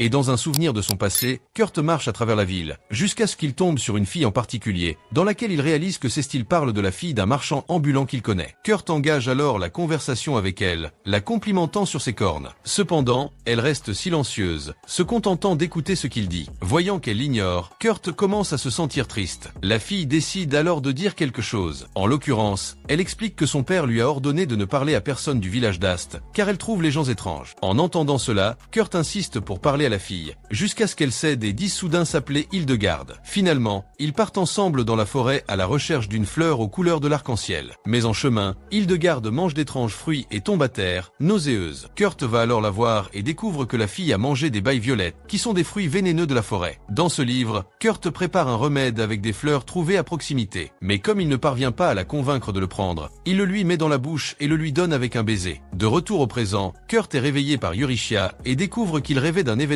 survenu 10 ans plus tôt. Eurychia, quant à elle, l'informe qu'ils sont déjà proches du village qui les a appelés. Dès qu'ils atteignent le seigneur qui a engagé leur service, Yurishia lui parle de la pénurie d'eau dont souffre son royaume. Après avoir réfléchi un peu, Yurishia se souvient qu'il y a un grand réservoir dans le village voisin, et que certains cours d'eau de ce réservoir sont directement reliés au village du client. Elle suggère donc au monsieur de demander à ce village voisin de partager son eau. Cependant, le monsieur affirme avoir déjà tenté de négocier à plusieurs reprises, mais les propriétaires du village voisin ne l'ont jamais écouté. Yurishia décide alors de se rendre seule au village voisin pour tenter de négocier, mais avant qu'elle ne puisse le faire, elle est surprise par Kurt, qui apparaît simplement dans le village avec un lac géant. Puis, deux villageois s'agenouillent et les remercient d'avoir résolu leurs problèmes si rapidement. Pour se faire pardonner, il leur offre un panier rempli d'œufs de différentes espèces. Kurt commence alors à penser au délicieux dîner qu'il va préparer avec toutes ces variétés d'œufs. Revenant au sujet principal, Kurt demande des nouvelles de Liz. Puis Yurishia l'informe que la jeune fille est toujours absente, car elle doit faire un rapport sur le monstre qui les a attaqués l'autre jour. Pendant ce temps, Liz rencontre Tekon, qui se montre honoré d'avoir la princesse à sa table. Liz lui demande de ne pas considérer sa simple visite comme une grande affaire, car après tout, elle n'était pas là en tant que troisième princesse, mais en tant que représentante de l'atelier Mester. Au cours du repas, Liz comprend le jeu de Tekon. Il compte se rapprocher d'elle pour consolider son autorité. C'est pourquoi Liz affirme comprendre le genre de serpent auquel elle a affaire. Tandis qu'elle garde le silence, Tekon brise cette atmosphère lugubre en racontant des histoires récemment entendues. Il a appris que Liz et son groupe utilisent des pierres magiques capables d'exterminer des monstres dans un rayon de 500 mètres, ce qu'il trouve impressionnant. Il demande donc si c'est vrai. En entendant cette question, Liz comprend qu'il cherche à obtenir des informations sur son atelier Mester. Liz change alors de sujet, affirmant que ces rumeurs ne sont que des mensonges.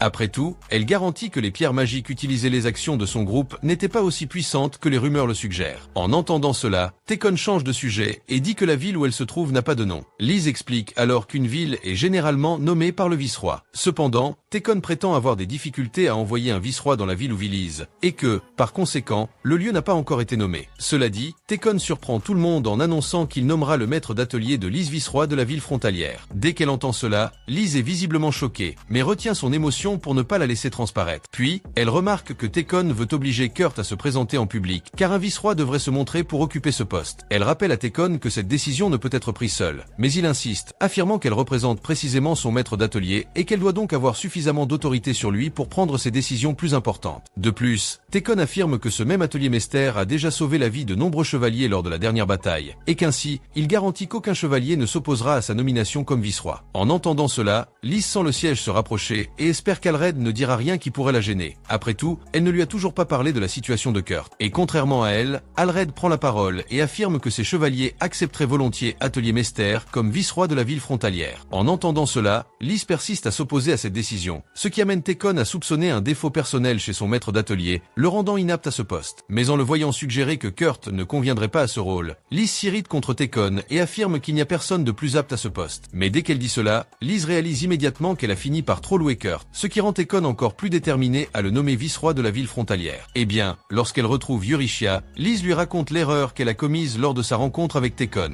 Yurishia suggère de nommer un membre du groupe, Sakura, au poste de maître d'atelier et de démettre Kurt de ce poste. Cependant, Liz lui rappelle que le groupe Sakura n'a pas les connaissances nécessaires pour se faire passer pour maître d'atelier. De plus, les chevaliers savent déjà qui ils sont. Cela dit, Liz s'enquiert de Kurt et Yurishia répond qu'il s'occupe du petit daim des œufs qu'il a reçu du dernier village visité. À ce propos, Kurt les appelle tous les deux pour aller voir le bébé de l'œuf qui vient d'éclore. Pendant ce temps, Mimiko souffre de tous les rapports difficiles qu'il doit remplir, et Ophélie, quant à elle, commente la mort soudaine de l'évêque Tristan dans la cathédrale de Polan. Mimiko y affirme qu'il a peut-être été assassiné, son âme ayant été offerte pour payer l'invocation du seigneur démon apparu soudainement. En entendant cela, Ophélie demande ce qu'elle a fait de Marlefis, l'ancienne compagne de Kurt. Mimiko répond qu'il l'a laissé en vie, car Kurt avait l'intention de lui rendre visite plus tard. De retour auprès de Kurt et des filles, il voit une fille ressemblant à Kurt sortir de l'œuf d'oiseau. Yurishia est perplexe, car elle ne s'attendait pas à ce qu'un enfant humain naisse d'un œuf animal. De plus, Kurt affirme que la fille est déjà sortie de l'œuf comme ça. Quant à la fille, elle se met à appeler Kurt « papa ».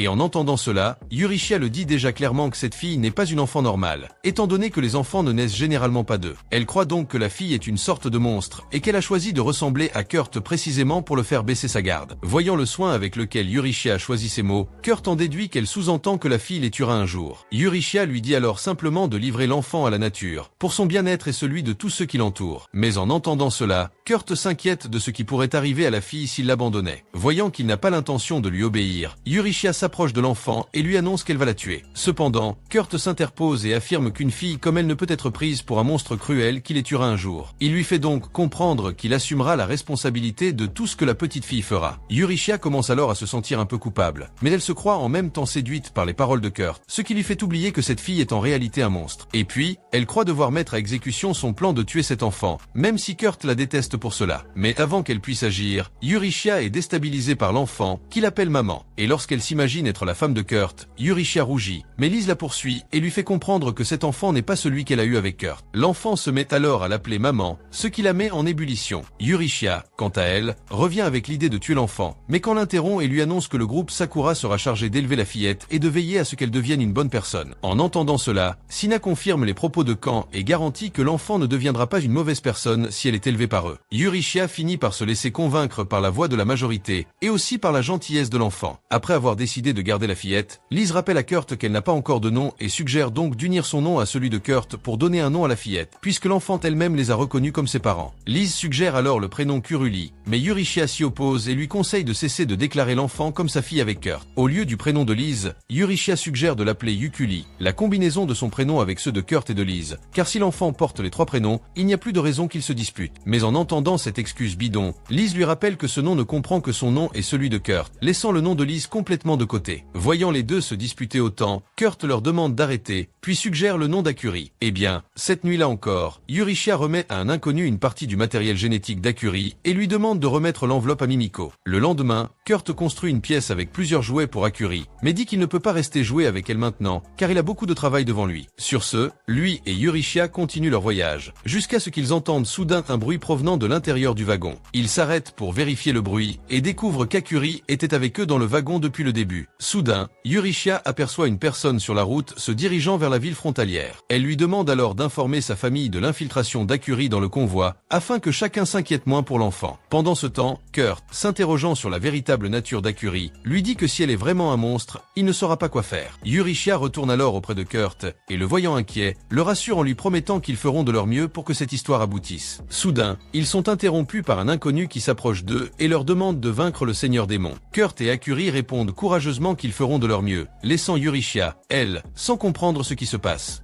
Et soudain, pendant qu'il parle à celui-là monsieur, une jeune femme s'approche d'eux et leur dit que cet homme n'est que son beau-père. Après tout, c'est elle qui a fait appel à Kurt. Remarquant que Eurychia et Kurt attendent un enfant, la jeune femme les prend pour des jeunes mariés et dit qu'elle ne s'attendait pas à tomber sur un couple aussi étrange. En entendant cela, Kurt s'inquiète pour Eurychia, car il pense qu'elle serait furieuse d'être prise pour une mère à un si jeune âge. Il décide donc de compenser cet embarras en faisant de son mieux au travail. Quant à la tâche, la jeune femme emmène Kurt voir ses cochons et lui explique qu'ils ont arrêté de manger depuis longtemps. Elle lui demande donc de remédier à la situation. Kurt remarque qu'ils sont tout simplement épuisés par la chaleur et propose donc de préparer de la nourriture pour aider les cochons à surmonter leur coup de chaleur. Voyant que Kurt est capable d'une telle chose, la jeune femme s'enthousiasme, mais affirme qu'elle n'en attendait pas moins d'un atelier. Après avoir confié la tâche à Kurt, elle décide d'aller se promener avec son beau-père tant que le travail n'est pas terminé. À ce moment-là, Kurt, toujours inquiet pour Eurychia, revient vers elle et la voit immobile, comme sous le choc d'avoir été prise pour sa mère. Voyant qu'elle ne quittera pas les lieux de sitôt, Kurt retourne à son travail et distribue la nourriture aux cochons. Eurychia, quant à elle, continue de penser qu'on l'a prise pour la femme de Kurt, et malgré leur différence d'âge, elle est persuadée qu'ils pourraient bien devenir amants. Mais lorsqu'elle réalise qu'elle y pense trop, Eurychia se met à courir partout, impatiente de chasser toute pensée déplacée concernant Kurt. Soudain, tout en observant Kurt, Eurychia remarque l'arrivée d'un dragon et se lance à sa poursuite, persuadée qu'il vient les attaquer. Cependant, Kurt lui demande de baisser son épée et lui explique que dans les zones rurales, les dragons apparaissent souvent dans les fermes pour réclamer une partie de la nourriture que les propriétaires offrent au bétail. Akuri, quant à elle, traite le dragon comme un simple chien, et Kurt lui explique qu'il s'agit en réalité d'un bébé dragon, et non d'un simple animal de compagnie. Eurychia, quant à elle, sent une odeur de sang dans l'air, puis se dirige vers l'endroit d'où provient l'odeur suspecte. Elle tombe alors sur un corps gisant au sol et remarque qu'il s'agit d'un membre des fantômes, les gardes de Kurt. Soudain, un autre être arrive et commence à combattre Eurychia. Kurt remarque alors que quelque chose ne va pas et suit le bruit du combat. Arrivé sur place, Kurt croise une étrange créature, une femme, qui leur demande de lui remettre l'enfant, sans préciser s'il s'agit du bébé dragon ou d'Akuri. Kurt en déduit que cette mystérieuse femme est une chasseuse de dragons. Eurychia, quant à elle, s'oppose à la suggestion de Kurt et affirme qu'en réalité, cet être semble être bien pire. Eurychia demande alors à Kurt de partir avec Akuri, mais le garçon refuse de l'aider. À ce moment-là, le dragon qu'il avait secouru peu de temps auparavant prend Kurt et Akuri en charge et les emmène en lieu sûr, afin que Eurychia puisse poursuivre le combat sans trop de problèmes. Voyant que le dragon a été apprivoisé par Kurt, Eurychia est surprise. Après tout, ces monstres sont rarement amicaux avec les humains. Cependant, Kurt, classé SSS dans presque toutes les catégories, fait figure d'exception. Cela dit, Eurychia retourne combattre cet être, mais reçoit un coup qui la met à terre. L'ennemi s'avance alors lentement vers elle, et dès qu'il s'approche de Eurychia, la femme l'attaque à nouveau. Cependant, Eurychia parvient à s'échapper et à s'éloigner de cet être. Après cela, Eurychia lui demande ce qu'elle entendait exactement par « rassembler l'enfant ». Après tout, outre l'enfant dragon, Akuri était parmi eux. La mystérieuse femme lui rappelle alors qu'il n'y a aucune raison pour que Eurychia veuille savoir à ce sujet rien de tout cela, vu qu'elle va mourir sur le champ. En entendant cela, Eurychia remarque que la créature refuse de la laisser gagner du temps, et les deux reprennent le combat. Cette fois, Eurychia est finalement désarmée par l'ennemi, qui la jette au sol après lui avoir ouvert le ventre. Pendant ce temps, la jeune femme et son beau-père continuent leur promenade dans la forêt, lorsque soudain, la jeune femme remarque des signes d'un possible glissement de terrain dans la région et se demande si tout ira bien. Son beau-père, moins optimiste, lui dit alors pressentir des troubles dans la région. De retour auprès de Eurychia, elle parvient à gagner du temps pour utiliser les cristaux de Kurt sur l'ennemi. Peu après, l'humanoïde se relève, comme si de rien n'était, mais cette fois, il revient avec des cornes sur la tête. Eurychia découvre alors qu'elle a affaire à un démon déguisé depuis le début, et se demande alors pourquoi un démon est présent dans la région. Après tout, un tel être ne se montrerait jamais à un humain sans raison. Quant au démon, il se dit surpris par les difficultés que Eurychia lui impose et remarque qu'elle serait tout à fait capable de vaincre un seigneur démon, comme le prétendaient les rumeurs. Voyant que la femme sait qu'elle et Kurt ont vaincu un seigneur démon, Eurychia en déduit que l'enfant qu'elle demandait à lui remettre était Kurt lui-même. Et lorsqu'elle se retrouve incapable de poursuivre le combat, Eurychia espère que Kurt atteindra bientôt la ville frontière, car c'est seulement alors qu'il sera en sécurité. À cet instant, elle se souvient que Kurt et Akuri ont été enlevés par un dragon, et se sent alors plus à l'aise, persuadée qu'ils auraient déjà dû arriver à temps. Mais soudain, Kurt revient sur place, chevauchant le dragon,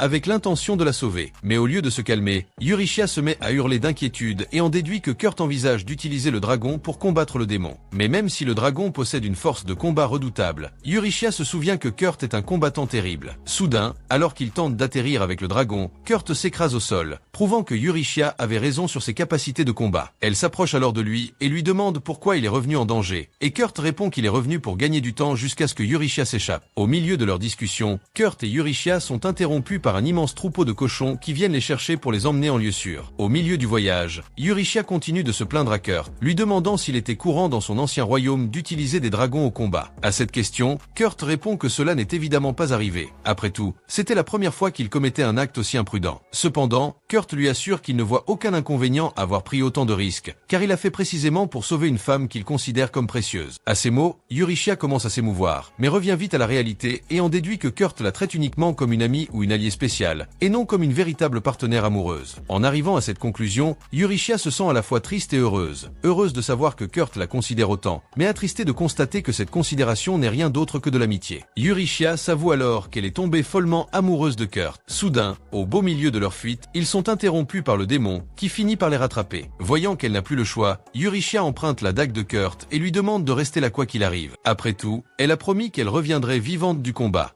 Parce que, en réalisant que Kurt met un point d'honneur à la garder en vie, Eurychia fait de sa mission la sienne aussi. Quant au démon, elle l'attaque avec une boule de feu qui se dirige vers Eurychia. Cependant, à ce moment précis, Akuri intervient au milieu du combat pour tenter de protéger Eurychia. Soudain, le démon dissipe son attaque, laissant Eurychia perplexe. Soudain, elle comprend et remarque que le démon a annulé son attaque précisément pour éviter de blesser Akuri. Eurychia lui demande alors si Akuri était l'enfant qu'elle désirait depuis toujours, mais au lieu de lui répondre, le démon quitte le champ de bataille. Eurychia tente de la suivre, mais finit par tomber. Kurt lui tend alors un médicament, alors qu'elle est encore consciente. Après s'être remise de ses blessures, Eurychia se souvient qu'Akuri s'est téléporté près d'elle de nulle part, sans l'aide d'aucune pierre de téléportation, et demande donc à l'enfant de répéter ce tour de magie. Mais lorsqu'elle essaie, Akuri lui répond qu'elle ne peut plus le faire. De retour à la ferme, Eurychia est accueillie par le jeune entrepreneur, qui se montre satisfait du travail effectué pour les cochons. Mais dès que la jeune femme remarque l'absence de Kurt, elle le demande. Eurychia lui répond qu'il est dans une ferme voisine voisine, remerciant les personnes qui l'ont aidé pendant son voyage. Après avoir quitté les lieux, Yurishia rentre chez elle, accompagnée seulement d'Akuri. Elle demande alors à l'enfant si c'est elle qui a fait exploser la boule de feu tirée par l'ennemi. Akuri confirme alors qu'elle n'a rien fait, et Yurishia est convaincue que c'est le démon lui-même qui a annulé son attaque. De plus, Yurishia se souvient que le démon est devenu pâle en les regardant après qu'Akuri soit intervenu au milieu du combat, comme s'il craignait de la blesser. Bien que Yurishia commence à rassembler les pièces du puzzle, elle réalise qu'elle devra encore en apprendre davantage sur Akuri avant de prendre sa décision. Elle décide cependant de remettre ce sujet à plus tard. Soudain, Kurt revient la voir avec le démon qu'ils avaient affronté plus tôt dans la journée, laissant Yurishia stupéfaite. Kurt lui explique alors tout ce qui s'est passé. Il a trouvé le démon au sol, agonisant, mais toujours vivant. Kurt commence alors à lui préparer un remède, et le démon, à son tour, lui assure que cette compassion dont il fait preuve envers elle le mènera à sa fin tôt ou tard. Mais en entendant cela, Kurt lui rappelle qu'elle a dissipé son propre sort au milieu du combat, et qu'il croit donc qu'elle a encore un peu de compassion. Cela dit, il jette le médicament dans sa direction, et dès que le démon l'absorbe, elle tombe au sol. Kurt explique alors qu'il a mélangé un anesthésiant au médicament de guérison pour l'endormir et l'empêcher de l'attaquer une fois guéri. Et voilà, de retour chez eux, Akuri serre Sina et Lise dans ses bras, soulagé de voir que la jeune fille va bien. Au milieu de tout cela, un autre homme s'approche d'elle, mais en le voyant, Yurishia se demande qui il est, et Lise le présente alors comme leur maître d'atelier.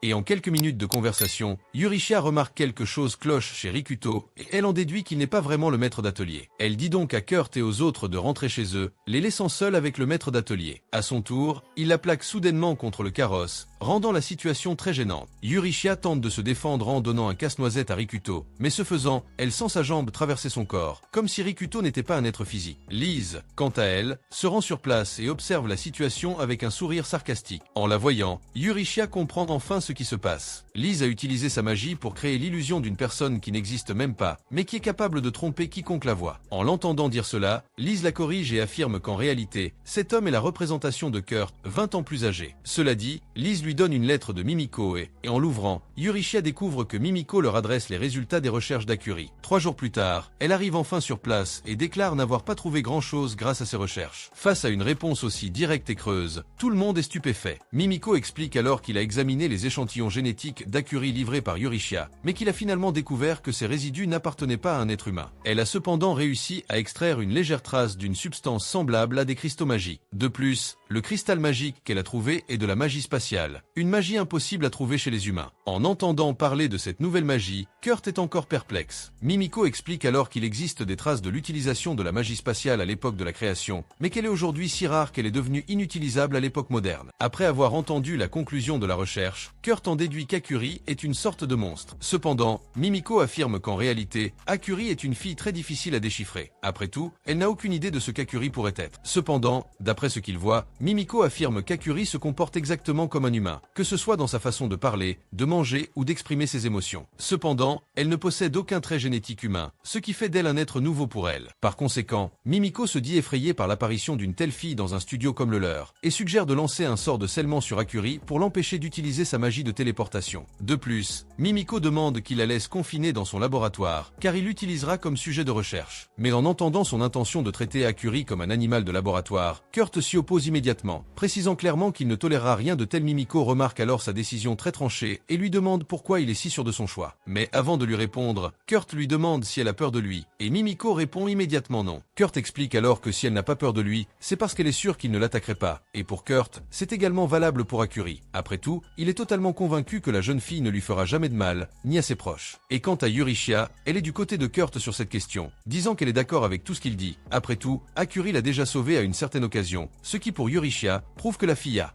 un cœur bienveillant. Et en plus de présenter à accent grave ce stade, Yurishia rappelle à Mimiko qu'il n'existe aucune preuve qu'Akuri soit un monstre et qu'il n'y a donc aucune raison de la traiter comme telle. En entendant cela, Lise partage également l'avis de Kurt et Yurishia, car elle considère déjà Akuri comme sa fille. Après avoir écouté les arguments de chacun, Mimiko décide de respecter leur décision et se rend chez la tueuse de dragons pour lui parler. Kurt l'interrompt alors pour demander à Mimiko de ne pas l'arrêter. Cependant, la tueuse de dragons étant un démon, Mimiko ne peut accéder à la requête de Kurt, les démons n'étant pas hostiles hostiles aux humains. Mimiko commence par faire une injection pour ressusciter la jeune démone, puis commence à lui poser des questions. Le démon l'ignore et tente d'attaquer tout le monde, mais sa magie de feu est neutralisée par la barrière magique qui recouvre toute la pièce. À ce moment-là, Mimiko la questionne à nouveau et lui demande si un démon allié rôde dans les parages. Le démon, à son tour, refuse de répondre à ses questions. Après tout, les démons qui perdent un combat ne répondent qu'aux questions de celui qui les a vaincus. En entendant cela, Mimiko amène Kurt, celui qui l'a vaincu. Face au démon, Kurt l'interroge sur Hildegard, une jeune fille qu'il a rencontrée il y a quelque temps. Tandis que Kurt décrit les traits de la jeune fille, le démon se souvient d'Hildegard et annonce son intention de la sauver, car elle est retenue captive sous le château du margrave Tekon. En entendant cela, Kurt, incrédule, se fixe comme prochain objectif, sauver Hildegard. Voyant Kurt déterminé à aider Hildegard, Eurychia lui rappelle qu'il croit les paroles d'un ennemi et qu'ils devraient donc être plus prudents dans leurs actions. Après tout, la démone cherche peut-être simplement à le tromper. Cela dit, Eurychia demande pourquoi elle a choisi Akuri comme cible, puisque son but était de la sauver. Le démon explique alors qu'elle enquêtait sur les objectifs du margrave, et que, comme il enquêtait sur Kurt et son groupe, elle a décidé de faire de même. Soudain, elle a vu Akuri se téléporter dans le carrosse de Kurt. Ayant vu le pouvoir d'Akuri, elle crut pouvoir l'utiliser pour sauver Hildegard. Kurt, quant à lui, écouta le démon et commença à la croire de plus en plus. Eurychia le ramena alors à la raison, lui demandant de rester sceptique quant au dire de la démone. Après tout, elle invente peut-être toute cette histoire. Voyant qu'ils ne la croiront pas si facilement, elle demanda à Eurychia de vérifier son pendentif. Kurt remarqua alors que le pendentif était celui d'Hildegard. Voyant que toute l'histoire était vraie, Mimiko promit de sauver Hildegard pour le démon, mais prévint qu'elle resterait prisonnière de cette pièce. Kurt, quant à lui, reprend les paroles de Mimiko. À ce moment-là, le démon se présente enfin et dit s'appeler Solflar. Après avoir fini de lui parler, Kurt se rend auprès de Mimiko et lui demande comment il compte sauver Hildegard. Après tout, même s'il a promis à Solflar de le faire, il ne sait même pas par où commencer. Mimiko explique alors à tout le monde le fonctionnement du château de Tekon.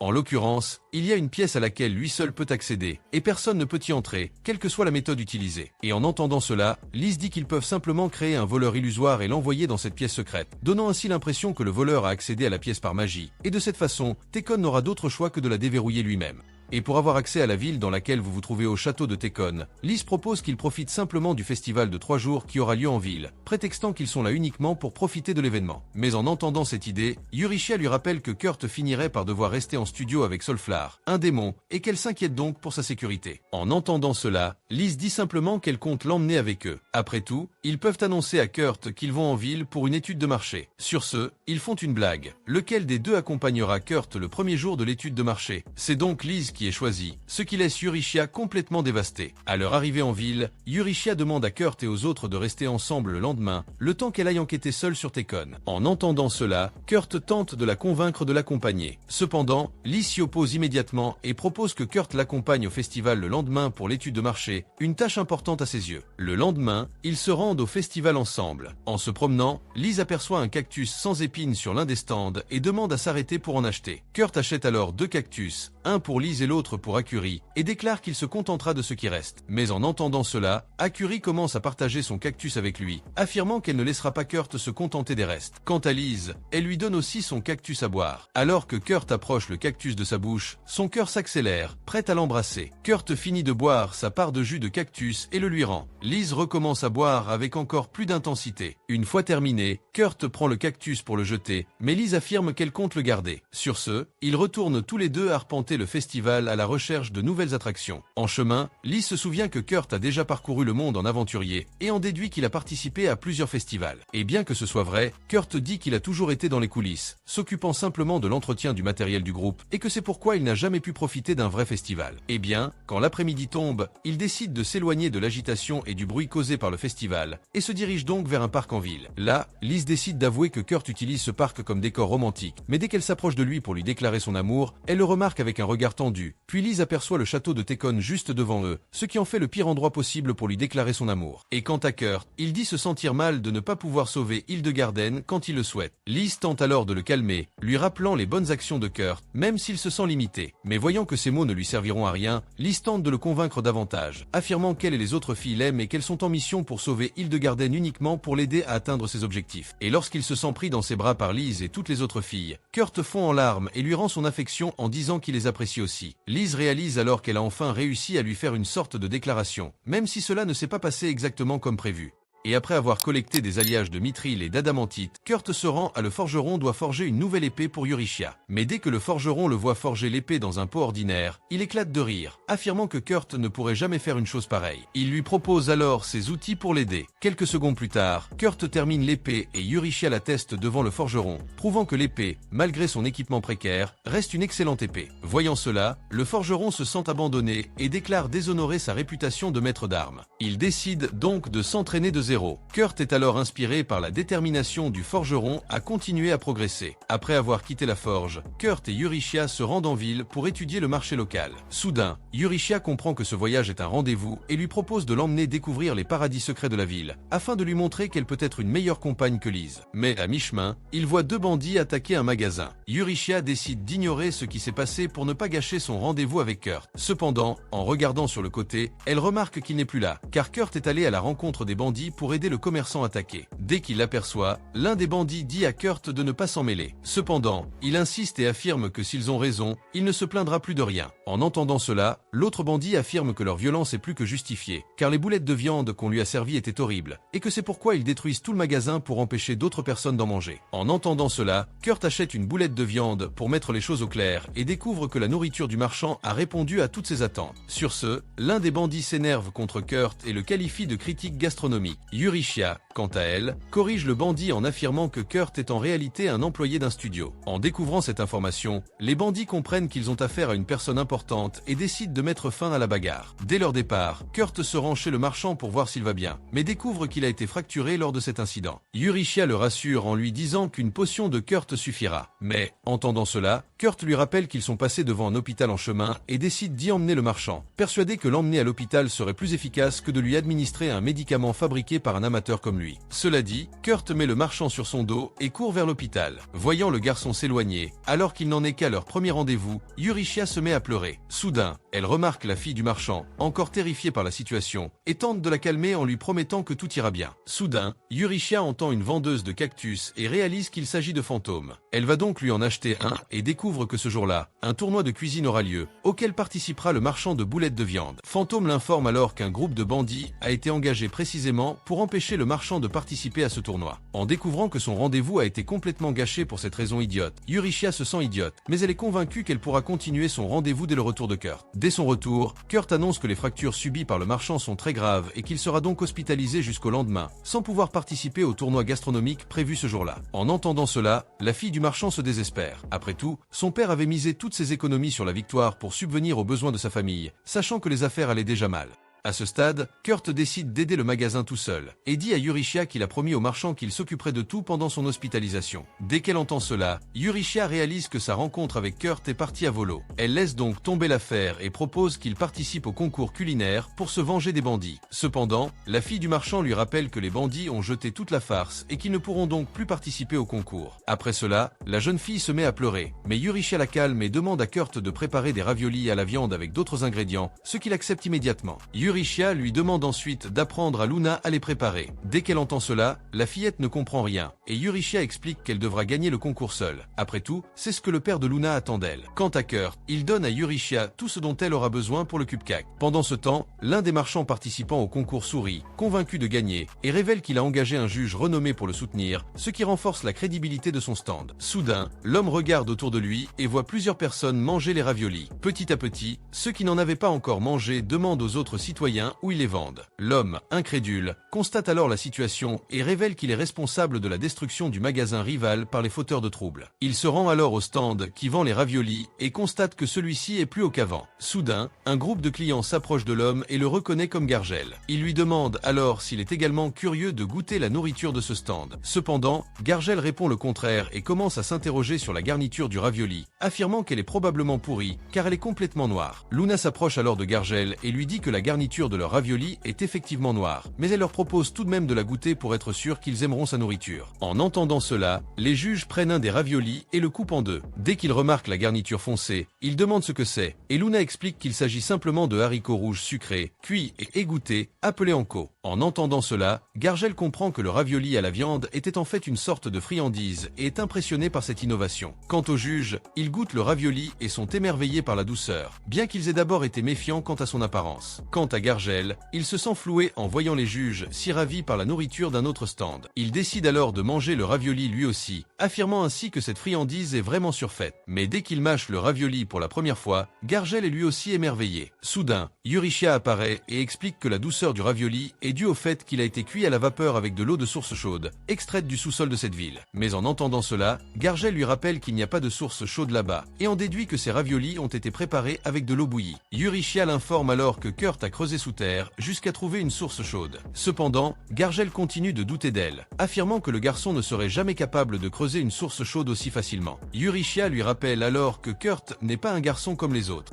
mais plutôt le membre d'un studio. Voyant son sérieux, Gargel affirme qu'ils doivent obtenir l'autorisation du margrave Tekon pour apporter des modifications à la ville, faute de quoi même un atelier de maître pourrait être puni pour un délit aussi grave. Yurishia répond alors qu'ils en ont bel et bien l'autorisation, puisque Lise a tenu à aller voir Tekon en personne, juste pour le lui demander. En voyant le document qui prouve les dires de Yurishia, Gargel est choqué et remarque que le blason qui y figure est bien celui de Tekon. De plus, Yurishia l'informe que la source chaude creusée par Kurt sera désormais placée sous l'administration de la ville. Se sentant impuissant face à cette information, Gargel panique, persuadé que tout ce que Yurishia lui raconte est un mensonge. Sur ce, il prend le juge qu'il a acheté par le bras et lui ordonne de faire son travail désormais, c'est-à-dire de donner une mauvaise critique au ravioli Anko de Luna. Mais, entendant cette requête, le juge refuse de donner une telle critique à un plat qu'il apprécie vraiment. Cela dit, il renonce à l'argent qu'il a reçu de Gargel, choisissant de suivre ses convictions profondes. Sur ce, Gargel va voir les voyous qu'il a engagés et leur demande de remettre le magasin de Luna en état au plus vite. Car même s'ils sont arrêtés, Gargel garantit qu'il les fera sortir de prison d'une manière ou d'une autre. Puis, l'un des bandits commence à lui parler, mais avec une voix féminine, laissant Gargel perplexe. Lise et ses gardes royaux révèlent alors qu'ils se faisaient passer pour les bandits afin de recueillir des preuves contre Gargel. Ce dernier, à son tour, se demande où sont ses véritables acolytes, ce à quoi Lise l'informe qu'ils sont en cellule depuis un certain temps. Soudain, Yurishia apparaît derrière Gargel et lui dit qu'elle est déjà au courant des irrégularités qu'il commet dans son restaurant, utilisant les restes de Tekon pour préparer ses plats et y ajoutant des substances addictives, rendant ainsi ses clients accros et les fidélisant. Voyant l'étonnement de Gargel, Lise lui dit qu'elle a appris tout cela par ses propres hommes de main, car il les a trompés en se présentant sous l'apparence de Gargel. Se sentant acculé, Gargel tente d'attaquer Lise, ignorant qu'elle était en réalité la troisième princesse du royaume d'Omuro, et il est ainsi condamné à la prison à vie pour tentative d'attentat à la vie d'une personne importante. Pendant ce temps, Tekon apprend l'arrestation de Gargel et découvre avec stupeur que ses chefs, impliqués dans les fraudes au restaurant de Gargel, ont également été arrêtés. Tekon se demande alors comment il accueillera Lise le lendemain, puisque ses chefs ont tous été arrêtés. Quant au serviteur de Tekon, il suggère d'offrir à Lise le plat qu'il a gagné au concours de cuisine. Suite à cette suggestion, Tekon demande à son serviteur de lui apporter le chef qui a préparé les raviolis du festival afin qu'il puisse les cuisiner pour Lise. De plus, Tekon décide de profiter de l'occasion pour parler individuellement au maître de l'atelier. Et voilà que le lendemain, Kurt remet à Rikuto son rapport sur l'étude de marché qu'il a réalisée en ville, et Yurishia commence à parler de leur plan pour sauver Hildegarde. Dans ce cas, Yurishia indique l'endroit où elle est apparemment retenue en otage, mais précise qu'il leur faut d'abord des preuves solides pour le confirmer et pouvoir la libérer. Après avoir entendu l'explication, Kurt quitte la maison pour continuer à aider Luna au magasin. Soudain, Lise désactive son pouvoir d'illusion et annonce à Yurishia qu'elle est déjà prête pour la rencontre avec Tekon. Alors qu'ils se dirigent vers le château, ils reçoivent une lettre inattendue annonçant que Kurt a été engagé comme cuisinier par le margrave Tekon, ce qui détruit tous leurs plans.